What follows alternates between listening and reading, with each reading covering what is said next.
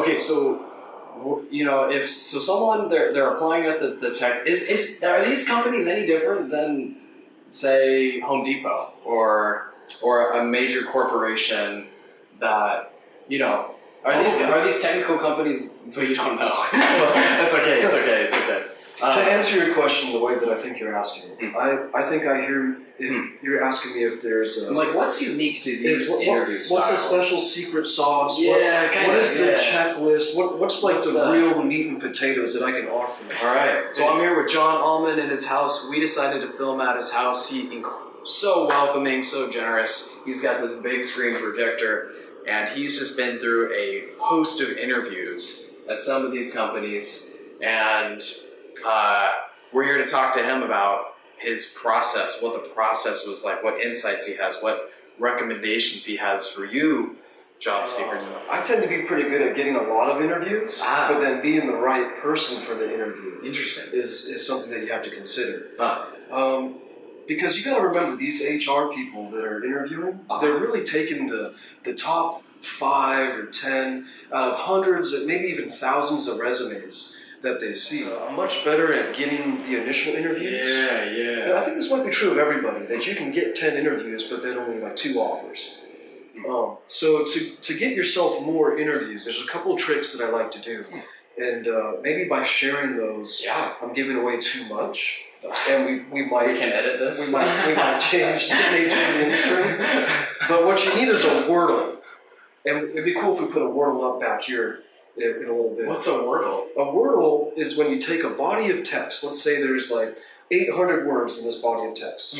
A job description, for example. Take that entire job description and you go to like Wordle.net and you paste that in. It's going to create a graphic that has the size of the words based on the frequency that they appear. It's going to take out words like and the, pronouns.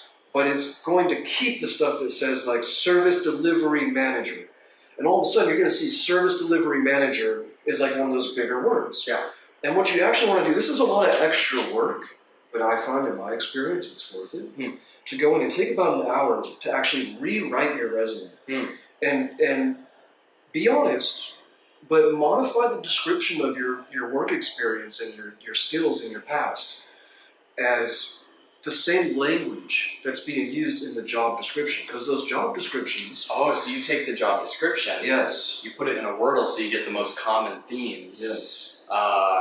And then you can kind of translate or, onto the resume. And so you would tailor your resume to match this job description more accurately, and try to use your best judgment and don't oversell yourself, don't exaggerate, but understand where certain avenues in your work experience prior are highly relevant to the job description now. Interesting. And then you use those tools. That's genius right there. The other thing that I do is I make a PowerPoint presentation and I take a bunch of screenshots of past work that I've done or different examples of projects I've worked on, and I put those all in a PowerPoint. And for the first 3 or 4 slides of the PowerPoint, I talk about what I bring to this job opportunity. Say, hey, here's what I think about this job opportunity. This is how I would approach it. This is what distinguishes me as a candidate. This is my 6-month plan to come in there. And as you're presenting this in the interview, I say, by the way, I might not have the full picture here, but I'm thinking that if I were to come on board, I would think about the problem like this. Is that kind of matching what you think about? And then in the interview, instead of them saying, hey, what was the time you failed? They're like, oh, wow, this guy's really talking about what's relevant to the program. Oh, he's got a vision for being I've heard, it's really common, or that's really good advice to like research the company's problems and create a plan that you can present to them. How do you research their problems? Or best way to do this, the very best way, and it's also the hardest way, but it's the most effective and really the only way that actually works, is not to go onto their website. Don't read the journal articles or whatever you find online. It's to establish a relationship with that HR person and really figure out what the program's all about. Interesting. And say, hey, I understand that I don't work for you yet. But in an effort to really understand what this role is. Mm. Can you tell me a little bit more about the problem you guys currently have that you're trying to solve Yeah. by hiring for this position? This is insight knowledge. This is how you get the leg up. If you can talk to the HR resident. This is the only way. Yeah. This is in terms of the in-person interview. There's a couple things that I do to prepare, and then a couple ways that I like to think about how I'm approaching it during the interview itself. Sure. So to prepare, typically you can either ask or they'll inform you of the names of the people that you'll be interviewing with. It's usually between 4 to 6 different people. And what they're doing at that point is trying to see how you gel with different personality types and get somewhat of a consensus on how good of a fit they feel that you would really be. Yeah. And so to prepare, what I like to do is go on to LinkedIn and look up these people's background and look at what companies they used to work for and what positions and titles that they held, maybe what university that they went to. And then that gives me some ammunition that I can actually go in and research and look at maybe the football team from that university had a really good year, the year that they graduated. Or this sounds like a little bit stalkerish, but it's actually kind of genuine So let's interest. say you do find Chris, who's interviewing you on a panel, and he played for the Florida Gators. Something random like that. Yeah. What do you do with that information? Do you have to You use gotta- that information only if you personally resonate with it, or is it? It's really important to calibrate yourself and be genuine. You don't want to come in there and be like, hey, how about them Gators? And you don't really like the Gators, you're not interested in the Gators. But you can say, hey, I heard that your football team had a really good year that year that you graduated. What was it like being part of that big culture? And maybe that's a question that actually interests you, is how everybody was responding to that. Yeah. And so I just kind of find the series of 2 or 3 different ways I can connect with people. And the truth is, about 80% of the time, I don't even use that information. It's just the fact that I know that they were a Gators fan makes them feel more related to me or more relatable when we're talking about IT security. Yeah. Because I'm like, hey, this guy and me, we share similar opinions on the Gators, and we don't have to talk about that, but we might also share similar opinions on the IT So it kind security. of helps you get into a more relaxed frame of mind where you're. It makes them feel familiar. And that's one of my philosophies of going in there is guys are going to ask me really hard questions, or I'm not going to know the answer or something. But if I go in there thinking that, hey, this is going to be one of the funnest meetings of this guy's day, because I'm going to give him a chance to talk about himself, a chance to get to know me, and if I get an opportunity to use my sense of humor and we're both laughing by the end of it, then I feel like I've really accomplished what I was meant to do. So let's say, how long was the interview? Was it multiple interviews? Sometimes these things go all day. Oh my god. And they're exhausting. Maybe we start at 10 a.m. and we go until 3 p.m. It almost depends on the complexity and prestige of the position that you're applying for. Because if they're going to bring somebody in to be the database security administrator, they're going to spend a day with that guy. Or if you're coming in and interviewing for a vice president position, then they're going to want to spend a couple days with you and really, figure out what your philosophy is, how your mind works, and are you the right fit for the organization. So you might plan to come in and spend only 1 hour with 4 people, in which case it could feel very rushed. Yeah. Or you might spend a full day, including a lunch, with 6 or 7 different people. But just be prepared and know who they all are, or who they're all going to be. Yeah. And a little bit of information about them. Sure. And then come in there with the mindset that you're really just trying to connect and build some future relationships for 2 reasons. So mindset is really important. That we're connecting, trying to make their day. It's going to be a fun interview. Yeah. And what were we saying? That's you're trying to make a friend, or a contact for 2 reasons. Because one, even if you don't get accepted to the position, some of those people will still vouch for you and say, "Hey, John was a pretty stand-up guy in that interview. I'd recommend him." Or maybe they want to grab lunch again sometime and learn more about your skills and see if you're a good fit for somewhere else in the industry.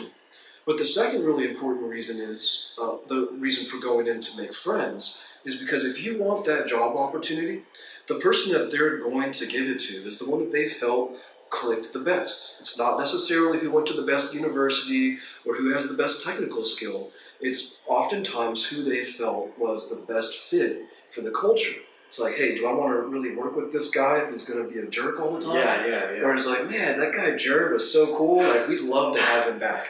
Like, that's... So are they, you know, the people interviewing here, are they nice? Or are they like, you know, I don't know. It depends. You're going to get all different kinds.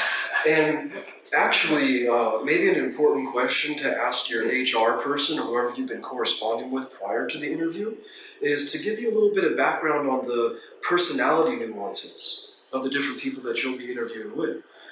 For example, an Eastern European person with a lot of technical background will have a very different approach to conversation than, say, somebody who's like a marketing expert that was born in the city where he works.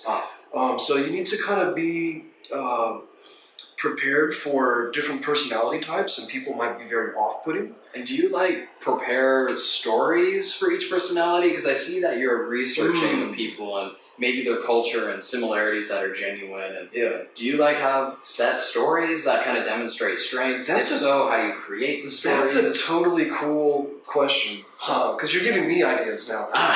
First of all, yes, I always have about 10 stories. Really? Yeah, memorized and prepared and rehearsed. These are stories that I tell at parties or stories that I tell to people that I'm meeting for the first time. And when I tell those stories, yes, some stories are really appropriate for certain personality types or environments, and other stories are very important for the job that I'm applying for. Binary thing, you either click or you don't. Is it possible to click with everybody? No. No, there's no amount of preparation or storytelling or anything that you can do that's going to make you have 100% success with clicking with people. But do we want to talk about what the click is or things I do to improve the probability of a click occurring? Yeah. Okay, well, foundationally, maybe it's important to acknowledge that there is a click and that inside of ourselves we must cultivate a sense of awareness for when we are clicking and when we are not. And then from there is to not react negatively or anxiously or nervously or fearfully when we are not clicking. So just to make sure, I want to clarify for the audience, like we're talking like you're sitting in the interview and things aren't going so well. Right? And you're like, well, and you freaking know it, And they know it too. And they know it too. And you're like, oh man, I'm totally sweating right now, I'm compromising the opportunity. What? You know, I'm sure the audience can feel that happening right now. What do you do? You do a couple things. Okay. So in the, hindsight being 2020, you always learn, was I slouching in my chair? Was I making bad eye contact? Was I stuttering? Was I rambling? Maybe there were a couple triggers or behavioral indicators that kind of got me deeper into that situation. And I might take some extra steps during the week or before my interview to kind of modify those behaviors a little bit or become more aware of bad behaviors that are getting me deeper and deeper into that negative rut. Right? Yeah. But on the opposite side too, you can look at the things in your life that are really helping you to click with people. Maybe you're very good at telling jokes, or maybe you have good, strong body language, good, strong eye contact. And those would be things to remember. Say, hey, maybe right now I'm not connecting, or I'm not connecting yet. I haven't connected in the first 30 seconds. That doesn't mean I can't connect by the end of this interview. There's a really interesting phenomenon, and I've just noticed this through my personal experience, is that it's really only the first 5 minutes of the interview and the last 5 minutes of the interview that matter the most. Everything in between, definitely do your best. And I suppose what I could say is they're all kind of competing over the same people. So a guy that can get a job at Google can probably get a job at Apple, can probably get a job at Microsoft, if the same opportunity is available, right? So they're kind of competing for these guys. You want to start thinking of yourself as a commodity as well, and as somebody that these companies want to compete for. So instead of you coming and knocking on their door and saying, hey, please let me in, you want to approach the interview from the perspective of, a couple people are interviewing me, and I'm sort of picking the best one too. So what do you guys have to offer me? And you got to be careful there, because you can come across as pretty obnoxious if you're just very blunt with that. But if you kind of, smooth it over into your approach, then it's going to come across as, hey, this guy really values his time interviewing here. He's not just coming in to try to get this one job. he's in the market right now. Yeah. And that sort of increases your perceived value.